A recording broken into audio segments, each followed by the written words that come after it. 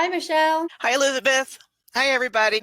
Thank you. Thank you, Elizabeth, for putting this together, and thank you for the invitation to speak here today. I've decided to give my presentation today on the hiding of an advanced ancient civilization and why this is relevant today. I'm Michelle Gibson. I've been a blogger and YouTube content creator since June of 2018. My blog is on my website, which can be found at .com. And my YouTube channel is at Michelle Gibson 8946. I was born in July of 1963 and raised outside of Washington, D.C. in Montgomery County, Maryland. I was born just a few months before the Kennedy assassination in November of 1963. And that may or may not be important information, but I have a feeling it might be, because it seems like a lot of things started to change around that time.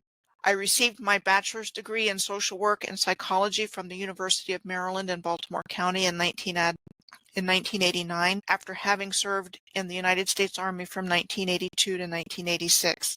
I've lived in many different places throughout my life and have traveled extensively. My research following cities and places in alignment all over the world led me to finding out how the original advanced Old World Order was transformed into the globalist New World Order. And so the presentation I'm about to give really follows along the line of how I even came into doing this work, because my main 3 points of sacred geometry, ley lines, and the Moors was where I actually started in June of 2018 when I started blogging. How did we arrive at the world we live in today? Was cruelty, great suffering, degradation, racial and religious division our inherent nature and destiny? Or was humanity at one time highly advanced, and then the original order of society turned upside down, after which time we've been the subjects of a vast human and social engineering project, not for our best interest, but that of negative beings who wanted nothing but total power and control over everything. I firmly believe there would be no mysteries in history if we'd been told the true history. I'm going to start this presentation with the role of sacred geometry and ley lines for the original ancient advanced civilization.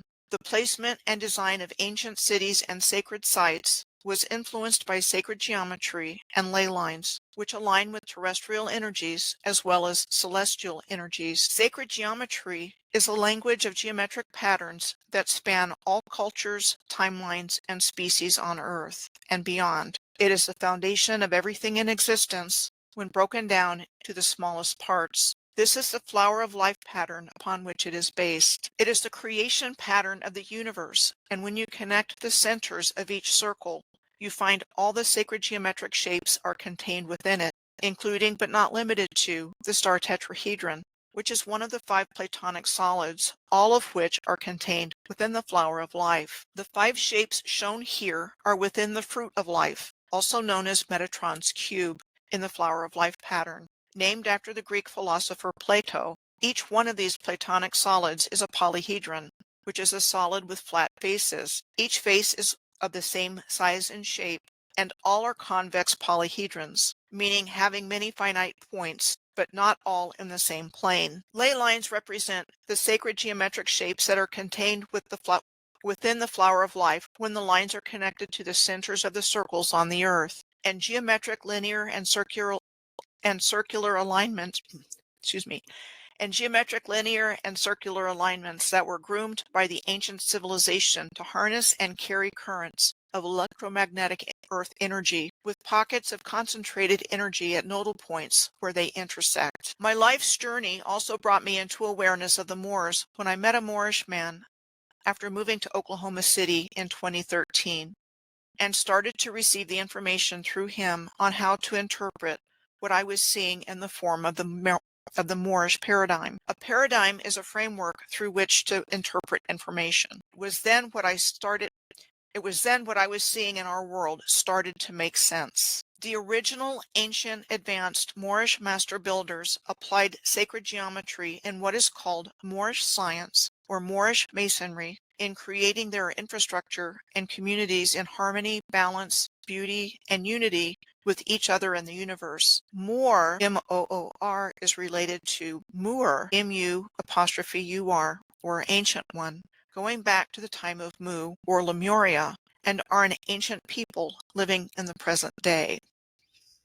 they are most definitely still here with us. My own original research on this topic began in 2016 after I found the sacred geometric shape of a star tetrahedron on the North American continent.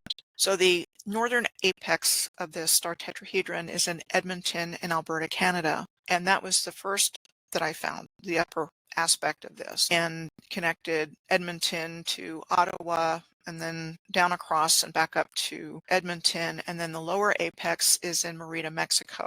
And because I knew about sacred geometry and the star tetrahedron, I was able to find this. Otherwise, I wouldn't be talking to you here today, and nothing would have ever happened with this in my life. And this was integral to the beginning of my own original research. So once I found that, I wrote down the cities and places that lined up over long distances in lines and circles in spreadsheets. So this is just a sample of one spreadsheet. I separated it into two halves because it was hard to read when it was all in one. And the blue indicates hot spots in the world where things happen, and the yellow indicates a nodal point on the Earth's grid system. And there are 12 altogether. When I started researching these alignments starting in June of 2018 through blogging, and then making videos from my blog posts, I got an amazing tour of the world of places I had never heard of with remarkable similarities across countries. So again, this is a section of the menu on my website of some of the places that I've looked at and things that I found when I started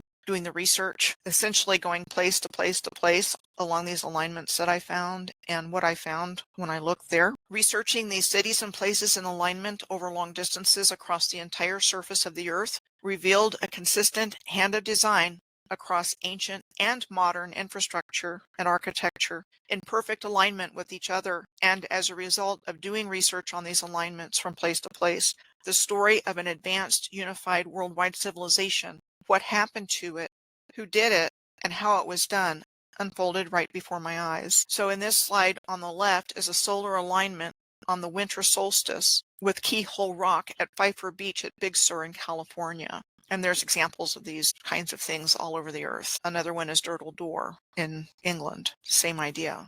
On the winter solstice, you say the same kind of thing. On the right is a view of the Empire State Building in Manhattan through the Manhattan Bridge in Brooklyn. And in the lower section of that photo of the bridge, you can see the Empire State Building right in the middle of it. And this was the first blog post and video that I did after I went through all those places early on in my research. And I just pulled out examples of the same kinds of things from ancient to modern to show this isn't a fluke, and it didn't happen randomly. All over the Earth, you see buildings perfectly framed within an arch. It doesn't matter where you look. I looked all over the Earth and found the same things. And then the same thing in ancient times are so-called natural arches, and through the archway you can see something framed perfectly in the background. So there's something going on here that we haven't been told, and my research has really gone deep into what that is and compiling the information that not only am I sharing here today, but that I share throughout my body of work in the last 7 years. So 7 years this month. Along the way of my coming into doing my own research, I learned about the mathematical work of Karl Monk. Karl Monk deciphered a shared mathematical code in his book, The Code, related to the Great Pyramid of Giza, in the dimensions of the architecture of sacred sites all over the Earth, one which encodes longitude and latitude of each that cross-reference other sites. He turned his findings into the code into a video series that can be found on YouTube. And I highly recommend watching these videos. He's a mathematician. His style is kind of dry,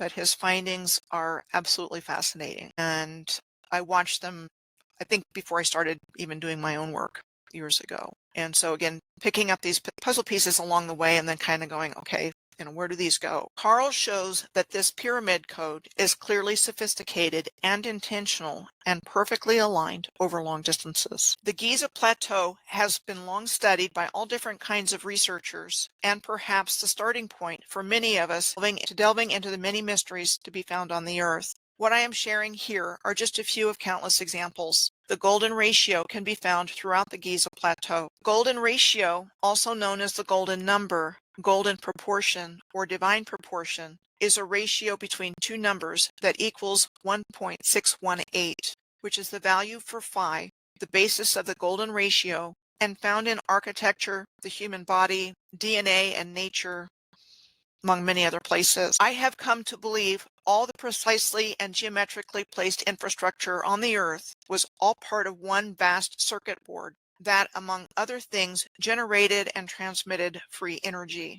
I believe that the circuit board of the Earth's original pyramid-based energy grid system was deliberately blown out within the last couple of hundred years at the most by one or more forms of directed frequency or energy, either at the same time or different times within a finite period, causing the surface of the Earth to undulate and buckle. I believe the civilization we know of as Atlantis sank hundreds of years ago at the most, and not thousands of years ago, as we've been told. What I'm seeing from tracking ley lines all over the Earth, looking from place to place at cities in alignment over long distances, are the consistent presence of swamps, marshes, bogs, deserts, dunes, and places where it appears land masses have sheared off and submerged under the bodies of water we see today. And so in this slide, I just pulled out a section of a ley line that I tracked from the Bermuda Triangle to Lake Itasca in Minnesota, which is the headwaters of the Mississippi River. And this was based on a ley line called the Serpent Ley,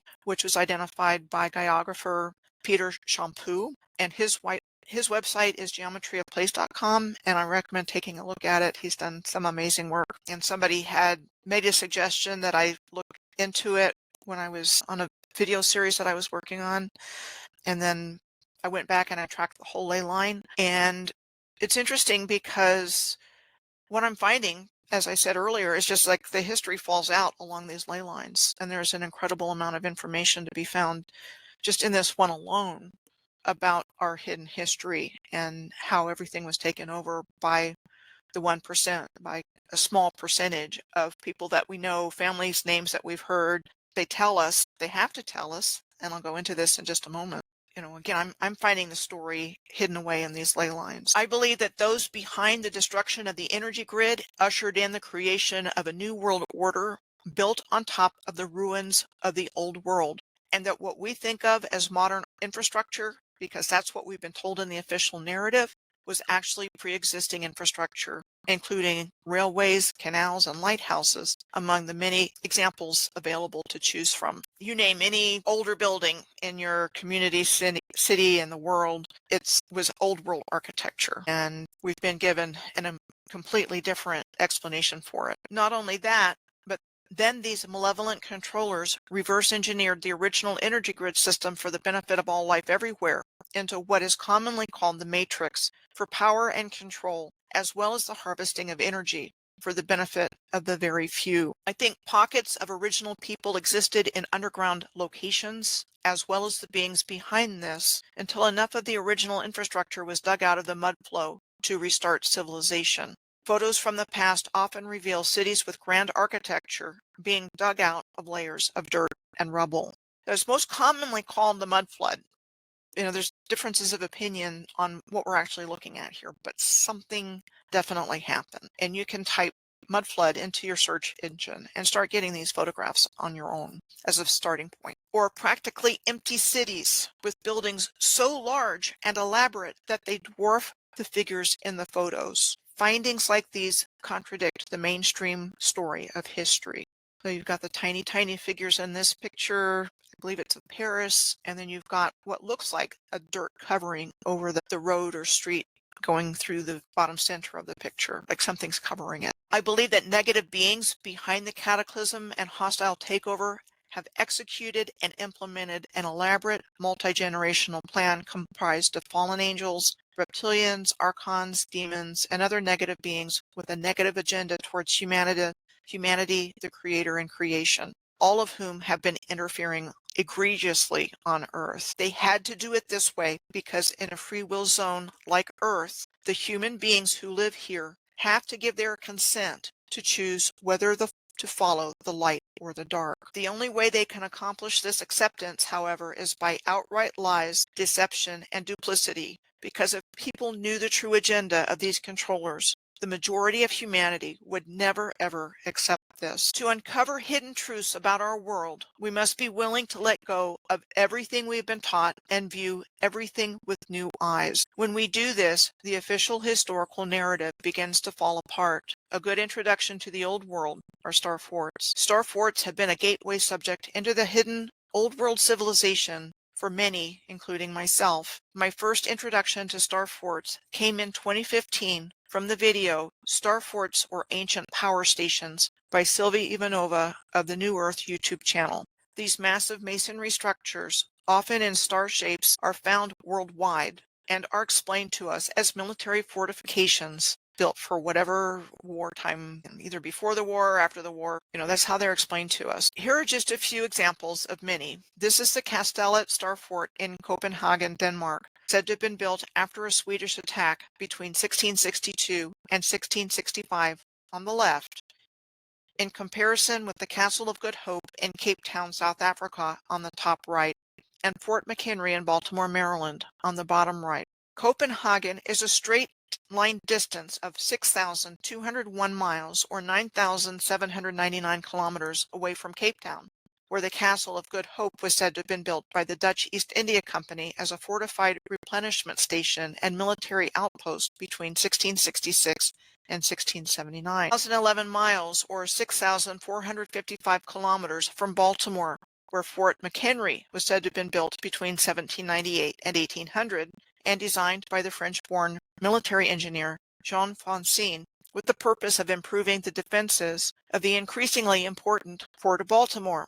These examples have very similar design features and are located thousands of miles from each other and said to have been constructed for different military purposes at a time in our history when the world was supposedly low technology. In my early research, I wasn't specifically looking for star forts, but I kept finding them along cities and places in alignment with each other and in conjunction with rail and canal infrastructure. Historically, there were often several star forts in close proximity, like these in Pensacola, Florida, adjacent to the Pensacola Naval Air Station. This is how the relationship between these three star forts looks from above. And redoubt is another name given to a fortification. Though many star forts have since been dismantled, abandoned, or destroyed, like this one, what was the Fort of Pensacola, also known as the Presidia Santa Maria de Galvez, I've circled its previous location. I found that location through the coordinates of the former fort on this map.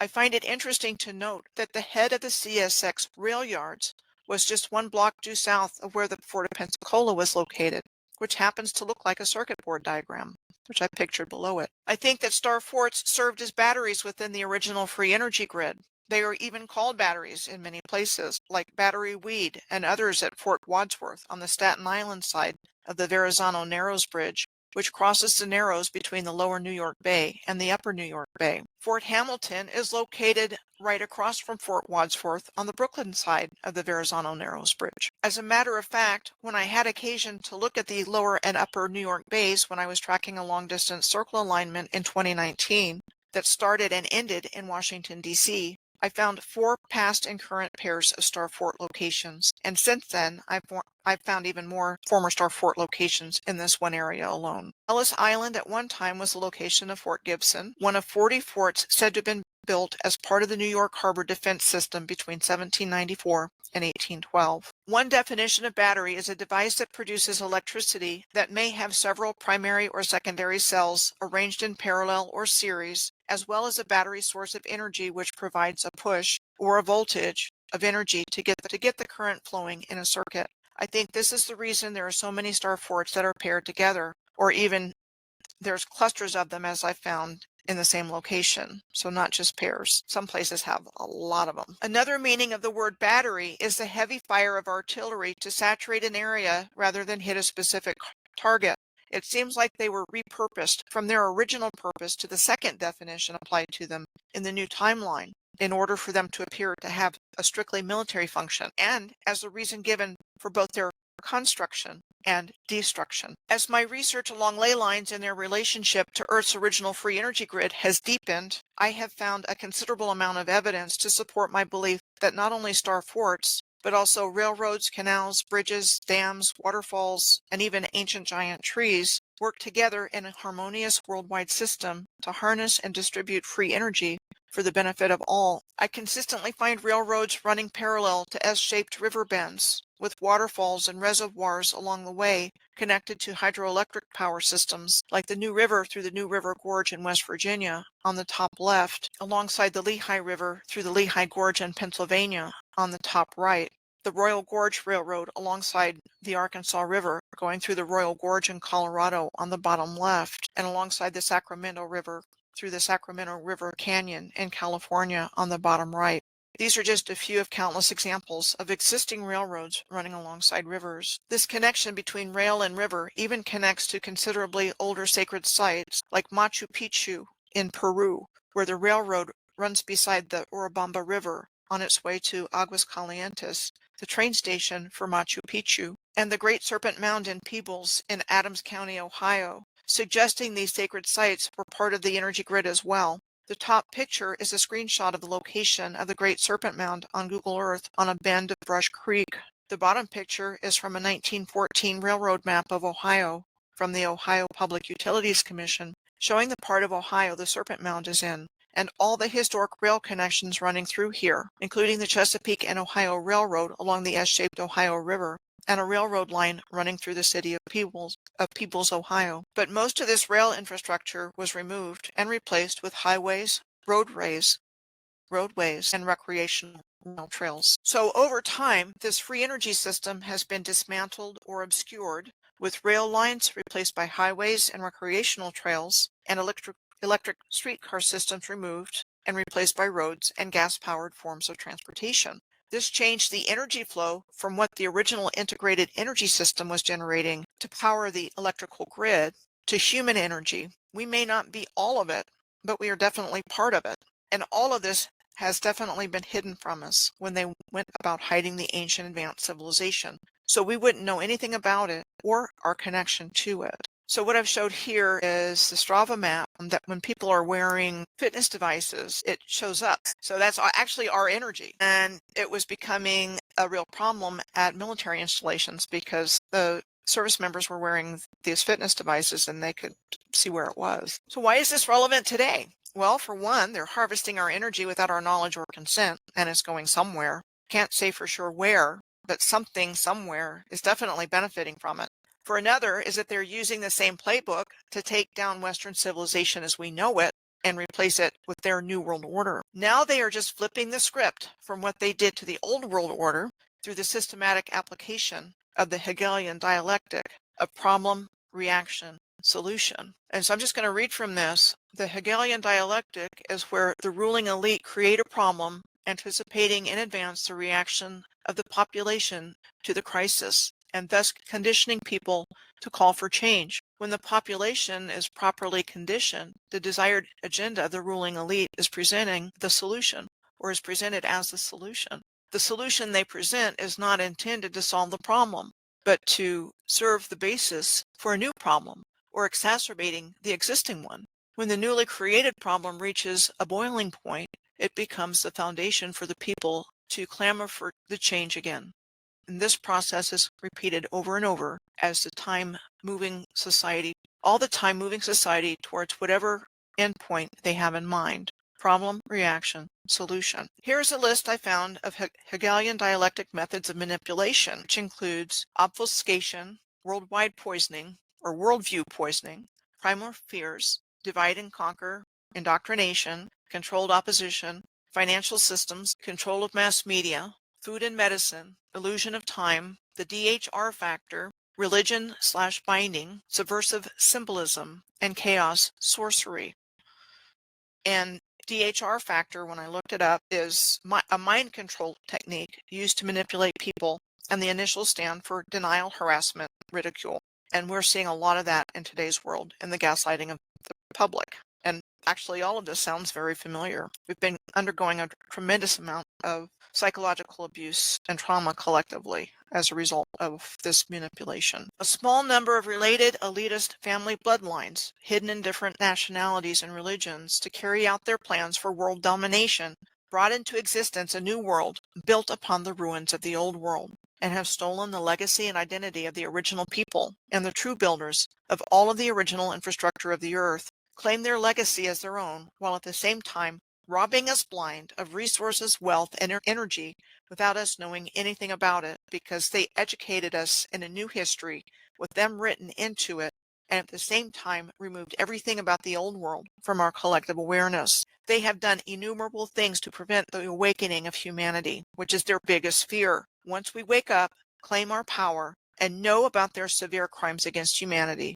they are toast. They covertly use methods like chemtrails, fluoridated water, tainted food supply, TV, movies, a controlled media, in an effort to control the population, and that's just naming a few. Their activities are being more and more exposed in the alternative media and the internet. They do death and deception well, and will say and do anything that serves their purposes. But it is getting harder and harder for them to keep their activities hidden, because their high crimes within government and crimes against humanity are being exposed. Yet, in spite of everything they've done to keep us from waking up, it's still happening. And I personally believe there is nothing they can do to stop us from awakening. I want to end my presentation by saying I don't believe the world's elitist controllers will get away with all they have done. I believe their day of reckoning is just around the corner, and that our future will be much better than the future they had planned for us. So that's my presentation on why this is still relevant today. That's amazing. I love your work. I really do. I find it so positive, and whenever I listen to you speak, I always think of the Garden of Eden. The world just sounds beautiful with all the star forts and the ley lines. I mean, it just must have been absolutely stunning, and still is, actually. I absolutely believe that, Elizabeth. I would believe it was an amazing civilization, and that the human collective was functioning at a very high level and in higher consciousness, co-creating this beautiful place with the Creator. I definitely believe it was a synchronistic process of what was going on here, and that got robbed. All the words that I used to describe it are accurate. I don't think we've been in this situation for very long at all. And I absolutely believe they're doing the same thing to us now, or they've been trying to do exactly the same thing. That's why they've gone to all this trouble. We're a prize, but they can't just come in and do it. No, it is very bizarre that they can just come in and do this. You know, it all does feel quite new. And I totally agree with you. Atlantis, Lemuria, it was very recent. Yeah, that's how we're still living and working in their buildings all over the earth. Exactly. These are Atlantean buildings. I know. And when I tracked these places along these alignments that I found, and tracked alignments other people found, the same architecture is everywhere. And on top of that, the sinking of Atlantis happened recently. And the cover up of it are all of these natural features, estuaries, swamps, deserts, dunes, that they gave us an explanation for. The ice ages. And we see this as a result of natural processes that have been taking place forever. And anybody that talks about sudden cataclysms gets blacklisted and shut down by the establishment, which is only teaching their approved history of the earth. Yeah. Which takes away all references to any other possibilities other than what we tell you. But yeah, you know, it just takes really looking into it, and thank goodness they gave us the internet, which they gave us to control us, but they had the opposite effect. I love that. I know. Oh, humanity! They can't get us. So we're the fail-safe. Yeah. If this was allowed to happen, and maybe it was, so we would go through the hero's journey and come to this awareness on our own, collectively, for the purposes of our evolution moving forward. And we were on a very positive evolutionary path. Yeah, we were. So maybe we had to hit rock bottom by this horrendous world, dystopian world that has been foisted on us, that they have gotten into our heads by getting into the educational system and teaching us the history they want us to learn and believe, and showing us movies and giving us books to read and listening to music, reinforcing all of these things that they need us to believe in order to continue raping, robbing, and pillaging. Well, we're distracted and going to work every day, struggling to live in their system, paying them taxes. So it's like the thefts just pile on top of each other, because the system's been rigged. to take away our rights, our sovereignty, divine humans, as sovereign beings. And that's why we're the prize, because we are directly connected to the Creator. Creator's not outside of us. And they needed us to believe that. So we would see ourselves as powerless and cut off from each other and evolving from apes. I mean, Darwin was part of it too. Yeah, I know. So we wouldn't know who we are, and they could keep doing it. So this tacit consent that we're giving them, they think, because they haven't told us directly, but they've told us indirectly by all these other means. And unfortunately, it's led to widespread harvesting, both of our energy and our blood and our children, and harvesting our fear energy by all of these fear situations that they create for us, false flags. And it's the same playbook. It's like rules for radicals on steroids. Accuse them of what you're doing. Is one of the ones that come to mind. Yes. It's like it's like the Truman Show. We're We're creating this world that they want us to create instead of this beautiful world that we created before. Yeah, exactly. And how do you think they created the world? Are we looking at like plasma, shaping plasma, multidimensionality? I would say there's technologies that we had that were highly advanced. They were maybe creating with the ether, bringing things into existence through our minds, which are that powerful. We are that powerful. That's how come we have this world. We've co-created this scary place with the controllers who don't want us to know that they even exist and call us the conspiracy theorists when they're the part of this multi-generational conspiracy. When they came in, and I believe they found a way to incarnate and brought us the Rothschilds and the Rockefellers, the DuPonts, the Astors, the families that have been behind this. Well, yes, if we think about it, the fallen angels, they had children, so they have the DNA, they have the same DNA, and you can come in through the DNA. So I know that they say the Nephilim giants, all killed off, but I don't think that they were. But I also think we were much bigger. Yes. And we've been given so much misinformation. It's hard to rummage through everything to try to figure out what we're talking about. But I think we were much bigger. I mean, if you look at the temples in Egypt as the example that comes to mind, the Temple of Luxor especially, but the others as well. And you have these gigantic statues at the entrance. I think we were much, much bigger. Yeah, I totally agree. And I've noticed that children are getting much bigger again. It's like how our DNA has suddenly just sort of shifted. But I mean, I'm going to talk about this in my presentation, but the wave genetics, the wave genetics coming in from the higher frequency, I think it's shifting and unlocking all of our DNA again, which is why, I don't know why these people are still causing so much chaos. I feel like you're right. Their days are numbered. Why are they still, like we said the other night, they don't have an off switch, do they? They don't know how to stop. They don't, but there's so many differences between where we are now than we were when they were under complete control. The internet's a part of that, but we are in a place in time, whether you look at cycles of time and the Yuga cycle or others as well, where there's higher light coming in now and the Schumann resonance, and it's activating our DNA and upgrading it. And again, this is happening now. So if we look at the idea of the Kali Yuga, this dark age, and going into a golden age, as you are here, maybe we're there. And so this happened so that we would be ready for the next step moving forward after having gone through this these high crimes against humanity with these beings that think they can do whatever they want. Because I've been tracking these ley lines, I mean, I know things just from the process of recovering that information about how bad it is. It's so bad what they've done.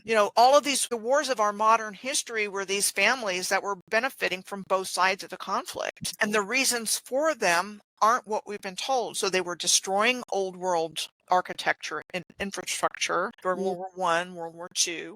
I think the Civil War was about the old world and not the war between the states, as we've been told, and the Rothschilds and all those guys were in that too. You trace the backstories and they show up there in a lot of names that were financiers and famous people today, and we have financiers today that are behind all of the destruction that we're seeing, financing it and so forth, the riots and so forth.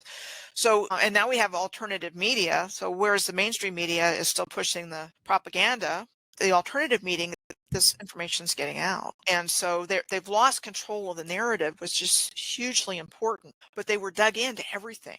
Every aspect of our lives has their tentacles in it. And so there was no easy fix. So while there are still people that are sound asleep, because this mind control programming that's been going on has been very effective, people are still waking up. Or if it had been completely effective, we wouldn't be waking up at all. So that's really the miracle in all of this, is that in spite of that, we are still waking up, and more all the time. So the majority of people had to be able to see it, even though there's still a section that aren't awake, to bring in whatever the next step looks like. And I don't think we're alone in this. I think we have help. I think things are happening behind the scenes and have been happening behind the scenes throughout all of this to lay the groundwork for bringing these criminals down. And they are criminals. There's no other word for it. High crimes have been committed. I know. That's why everyone thinks they're not human, because when you look at what they've done, I mean, I don't think any human, a psychopath, maybe psychopath. And they've been turning humans into psychopaths. Yes, but no, it's not enough to make a difference for the outcome, in my opinion. Not enough to make a difference, but they needed that kind of psychopathic human. Look at the Joker archetype as what they wanted for humanity. Insane two personality. One is everyday Joe and the other is an insane psychopathic criminal mind. That's what they've been trying to turn humanity into, to go from the creator, made in the image of God, into this Joker kind of character that they can control and that harms other people. That's the extreme of it. But then we're seeing that today, aren't we?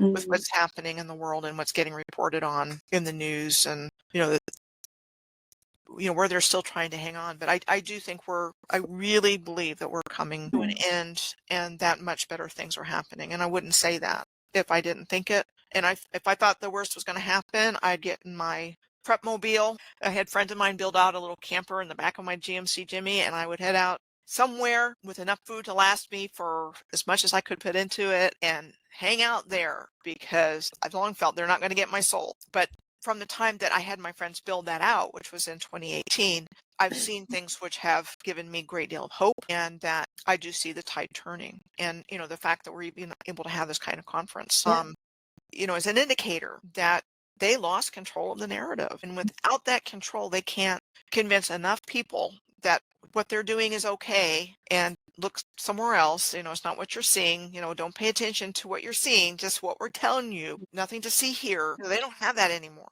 No. Well, they're doing a bloody good job of the war, aren't they? People are still very much focused on that, because they're not looking over here at what they're really up to. It seems that way, but I think on our cyber community, online community, there's more and more people looking for information and looking for answers. Yes. And it's the people we know, friends and family, and the majority of people that are still kind of stuck in the matrix. But for those that are familiar with like the 100th monkey effect and that have studied consciousness, it doesn't take all of us to wake up. It takes enough of us to wake up, to do that shift of the critical mass. We have a shared consciousness, and so the more people that wake up and start asking questions, question the narrative, and withdraw their consent from the system, it does have an exponential effect in the collective. Yes, it does. And so we're in that process now of getting this information out there. And I feel like my information is useless to somebody that's not ready for it. It's useless. It's too much. It's too jarring. It's too dissonant. I want to reach the people that are ready for it, because only then is it going to have an impact. Because if somebody's not ready for it, they're going to turn it off. And so I think the same thing with this kind of conference. I think it's going to get out and spread out. And the internet does that. No. I mean, I know when one person's video comes up, like I'll use mine as example, YouTube recommends similar videos to people, or vice versa. It recommends my video to other people that do similar things. So they can't control that. And I just think there's a lot more going on here. I mean, considering everything that's been done here, there's miracles every day. I know there is in my life. Synchronicities. Synchronicities are magical. The example off the top of my head is thinking about something and then you hear from them. Maybe you haven't heard from them. Others as well. That's a pretty basic example. Well, My manifestation whole is working faster, I've noticed. So my whole life has been one big long synchronicity and to get me here to talk about this today and all the work that I've been doing over the last 7 years. Just weird synchronicities have happened, or I say weird, but amazing synchronicities that brought me everything that I needed to know in order to start doing this work. And I left a very difficult relationship in 2006 where after my husband died, I met a man who ended up being a borderline personality disorder. And I thought I was due. I'd been through with my husband through his dying process. I was still grieving a little bit. I went to a grief support group. I met this man who was a widower, a Canadian who would snowbird. I was living in Florida, so he would spend summers in Florida and winters in Canada. And I thought, okay, well, now it's my turn. Well, it turned out he had a lot of problems. And I had to experience that because every experience we ever have helps us, whether we think of it that way at the time or not. So I was in this very difficult situation that I call my dark night of the soul. And Greg Braden was a guide along the way. I had reached a reasonably high level of understanding when I lived in Alaska from 1994 to 1999. Connected with a lot of people that I reconnected with when I left this man and returned to Alaska. So a lot of the same people I knew when I went back there in 2006, I had met when I was there in the 90s when my husband and I lived there. And so when I went back in 2006 was when my learning curve went straight up. And the synchronicities, when I really started to get the information I needed to be able to do this work. And I reconnected with these people I had known before. It was actually a group of shamanic practitioners. And so I started learning about shamanism, and then my husband's health went downhill and we moved and I went through my dark night of the soul. But to get back what I was saying, Greg Braden said, you don't have a dark night of the soul until you have all the tools that you need for mastery. And that was the case with me. That bad experience. Had I not had it, I would have stayed exactly where I was. Instead, I was like, okay, I took control of my life back. It's not my life, this man that keeps shoving me down in this little place. No, that's not me. I left that situation, and then it was like, that's so interesting. But that's like it's like a consciousness explosion, isn't it? I call it like implosion. When life implodes, that's when our consciousness expands. It's like if I had stayed in that situation, I would have been emotionally abused. I would have been kept shoved down. But I knew that's not who I was. No, and it prepared you, I suppose, for seeing what's been going on in this world. It broke me away from that situation, and then I kind of opened up to the flow of the universe when I left. I went back to Alaska, and then all of these different situations came together for me to be able to begin doing this work. So I started actually blogging and making videos in 2018. This was 2006. Okay. That I let the situation move back to Alaska, reconnected with these friends I had prior. And it was through them that I learned about John Melchizedek's work and Flower of Life. And so I had that exposure to sacred geometry about, I guess it was 2007, I think, when I went to that workshop. And then, things just kept coming in that I needed to be able to do this. And it hasn't stopped, actually. But that was the beginning. I left that relationship. I went back to Alaska. Tsunami of information. But everything I've ever experienced in my life has brought me to doing this. That was the catalyst. But up until that time, I was aware.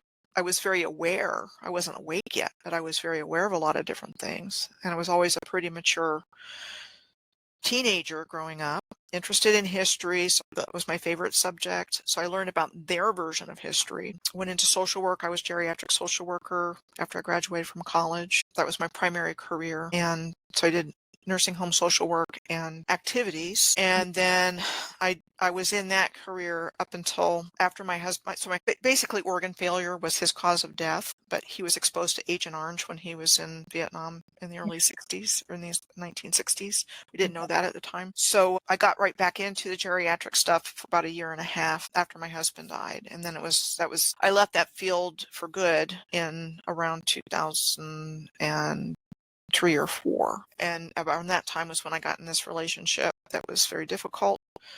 And so I had to experience that apparently to get to the point where I just had to be pushed out of my comfort zone and into what I'm doing now. But those were all parts of my life, and I learned something from everything that ever happened to me. And I think that's true for a lot of us who have the calling to do this kind of work. I was going to say, do you feel that you came here to do this work and expose these people? I do, absolutely. Okay. No doubt in my mind. And where do you feel this calling from? My soul. Let's call it a soul mission. I mean, I feel like this is what I came here to do because there's no reason for me to know any of it. And I had a very conventional upbringing. None of this. And my family is some of the most asleep people that I know. Had I not broken away from all those patterns, I would have been pulled right into it. Yeah. And I started breaking away when I joined the Army in 1982. And I joined the Army so I could get money for college. But that set the pattern. Because if I hadn't done that, my mom would be like, come back. But by that time, my pattern had been set of, doing the unexpected, living in different places. Yeah.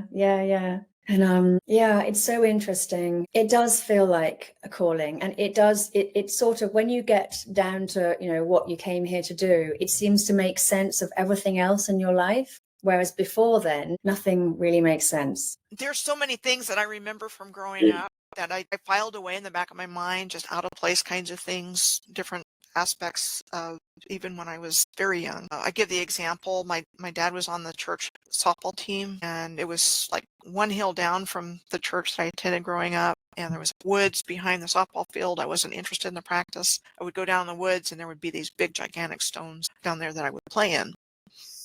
And that's really cool. I was before the age of 10. So these were things that happened a long time ago. And then when I started doing this work, it's like, okay. I grew up in Rockville. So they leave us clues everywhere. And this civilization was everywhere. So Stony Hill, Rockville, Rock Hill, Point of Rocks, they're in our city names, our county names, the Moors. No, Kingdom. I know. Bones all over them. By Moors, yeah. Oh, so that's they've hidden it from us. They didn't tell us about it, but it's still in the names of places because they have to tell us. They're really very cruel. These beings that did this to us. Yeah. Heartless. I don't know. It's like some evil mastermind, isn't it? I mean, it's no wonder they show us all these movies, because we're all sitting here thinking, no, it's just a movie. This can't be real. It's just a movie. But yeah. Yeah. And we did talk the other day, and it's like, I cannot watch a scary movie. I can honestly say I have never watched a horror movie. It's like my whole body, when I see something suspenseful, it's not even have to be scary, something suspenseful. It's like it reacts, my nervous system reacts like it's really happening. So I can't watch any of that stuff. And in the years leading up to me actually starting to do my own research and blogging and all the things I learned along the way that were fascinating, watching megalithomania presentations, which are organized by Hugh Newman and others, dowsers brought back a lot of this information about the ley lines. Yes, you're right. Yeah. And I would watch these presentations with my jaw dropped. The same things in South America that you see in Turkey, and then it started to make sense when I met my Moorish friend and started learning about the Moors and sacred geometry and the application of sacred geometry, because these same researchers like Hugh Newman would talk about these complex geometries in the landscape. And before I got tuned into this, I went to DEA in 2010 with a friend of mine, and she had actually won a trip, and I'm like, sure, I'd love to go with you. So I was her company. That was a year before I found the megalithomania conferences, but there was a little brown book, I believe it was in one of the museums in London, talking about the grid system. And so I picked it up, a little brown book by Hugh Newman, guy sacred sites and things like that, and showing these geometries between these sacred sites in Britain. I was fascinated with it. So this is the kind of information that I've been putting in my head. I haven't watched the television. I couldn't tell you the last time I watched television. Couldn't tell you. Only if it's on when I happen to be in a room. And even then I'm like, because the vibe really bothers me. I'm visiting my mom. She's wherever she's living. She's in assisted living now, but she has the TV turned up as loud as she possibly can. Mom, I gotta go down the hall. I can't be around it because, it's just, it doesn't work for me. And so many people can just watch that stuff and tune out whatever, it's like, I owned a television when I moved back to Alaska. I want to say, so between 2006, 2012. So I would have it on the music. I like instrumental kinds of things, soothing. That would be what I would use it for. So at least prior to 2006 was the last time that I even watched television. Okay. So it's been years, and follow up alternative media for news and information and things like that. So if you watch it, it's programming us. I loved the blog that I saw of yours. In fact, it was a video, because I had always thought that they were natural. And then when you showed all those pictures together, all exactly the same, looking exactly the same, then you realize that none of this is natural. So then when they talk about terraforming the planet in the Sumerian tablets, you think, okay, they really did terraform the planet then. I believe so. Like I said, with the waterfalls, with the S-shaped rivers that are all over the earth, and you don't have to look further than the Thames. Yeah, that S shape. The Isle of Dogs is right around a bend. The Royal Observatory is right on a bend. This has to do with energy. Yeah, the Thames in London. And then you see those exact same shapes on rivers and creeks all across the earth. They had an energy function. Canals. So let's use the Thames as an example. They're masonry banks, man-made. And yet the narrative consistently wants to tell us these rivers are man-made, are natural. Yeah. River Clyde in Scotland. Yeah. And then there's canals nearby. So they're saying, okay, well, these are canals, but these are rivers. And it's like, no, they're not rivers. They're not rivers. They're man-made. They have masonry banks, but they tell us they're natural. But again, that's part of the lie. So many lies. So many lies we're taught. They don't care. They don't care that we believe something, but they've given us so much information and so much misinformation that we are basing our views on BS, because all they want is our negative energy. And so if we disagree on something, they're getting loose, they're getting what they want, which is why they've been working so hard to suppress the truth and people that tell the truth. And to make a crappy world, with all the processes and the systems that don't make sense, and all the everything's designed to create struggle and difficulties. And it's just astounding, really, isn't it? So George Orwell was one of their mouthpieces. And all of a sudden in 2024, we're living in 1984. How'd that happen? So when I say, why is this relevant today? What happened to this beautiful world that we've been talking about? They're still at it, but it's our turn. So white over to, skin color. So they divided us by race and religion. So it was like, okay, take out the Moors, replace it with immigrants, or, displacing people and moving them somewhere else, and orphan trains or clones or whatever they did to repopulate the earth after they destroyed it. Build it up. They need us part of this. Give us whatever life they've given us, quality of life, from street sweeper to college professor, whatever life, whatever income, and then bring in immigrants to destroy it and turn the whole skin color thing back the other way. So you've been fattened up with white skin. Now we're going to overrun you with darker skin, create all of this chaos sorcery, bring down Western civilization. Maybe they have a breakaway somewhere. Maybe they've got bunker. They don't care what happens here. They've gotten it. They raped and pillaged everything the last, let's say, 200 years-ish. So now it's like, okay, we don't care what happens to humanity. They don't care about what happens to us. It's never been about us. It's been bring about this whole transhumanism and how can they live forever through our energy, which is the direction they were going, and got far advanced in it. So we have to rise. Now is our time. And again, what they have done is so horrible. It can't stand. I choose to believe, and I don't think I'm out in left field, that they're not going to get away with this. Yeah. They can't get away with it. Get away from this sun. Okay, just give up. And so we're seeing this play out, but it's not going to be in their favor. It's going to be in our favor. And we're in those times. We've got front row seats to watching this play out. I think everything does. It might start out wrong, like, like we were saying about the internet, these things are brought in for bad reasons and then it becomes good. And I think that shows that you're right. There definitely is some help. We've got some help in whatever format that is, whether it's just, energy or whatever. But there's also there's just something going on behind the scenes. It is what I feel. Higher energies, higher frequencies, alignments, all these sorts of things. I mean, I know it's talked about in, so many of the ancient texts,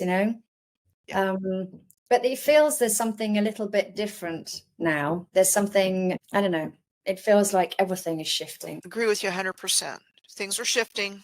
It may not be as quickly as we'd like, especially those of us that have been awake for a long time, but things are shifting and we get to make that choice. What kind of future do we want? And when you see what kind of future they wanted for us playing out in front of our eyes, say, heck no, I didn't sign up for that. And I could not live with myself, the knowledge that I have, the level of awareness that I have, and not do something. And so that's the motivation behind what I've been doing for the last 7 years and have no intention to stop. I've got a lot of work out there. And it seems like when you go deeper into something, more information comes back. And so the pictures start to come into focus. I know what you and mean. We're all guided differently, guided very viscerally from all these experiences I've had in my life and the research that I've been called to do.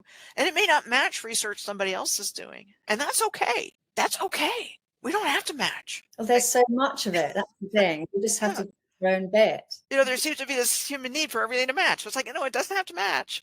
We're all doing this from our heart and what we've been guided to do. And I could not do it, nor would I do it if it was coming from outside of me or from somebody else, in terms of the motivation to keep doing it. It's coming from here. And then I get input from different people, different sources. Hey, look at this. What about looking at that? And just that action brings forward information and brings in more pieces of the puzzle. So it really does it takes all of us. Yes, I think you're right. And maybe that would be a good place to end, because I can see that the next speaker is in the studio. And thank you so much, Michelle, for coming on today. Your work is incredible.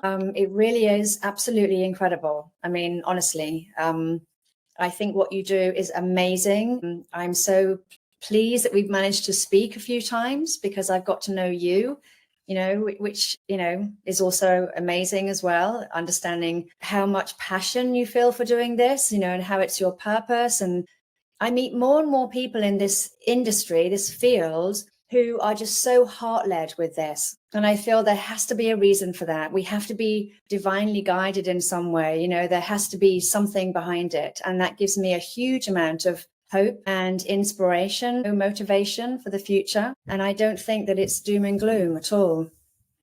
So thank you. You're very welcome. Thank you so much for putting all of this together. Oh, you're welcome. All right. Well, I'll speak to you again soon. Okay. I'm going to let Mr. 76 in now. Okay. Thanks. Bye, everybody. Okay. Bye.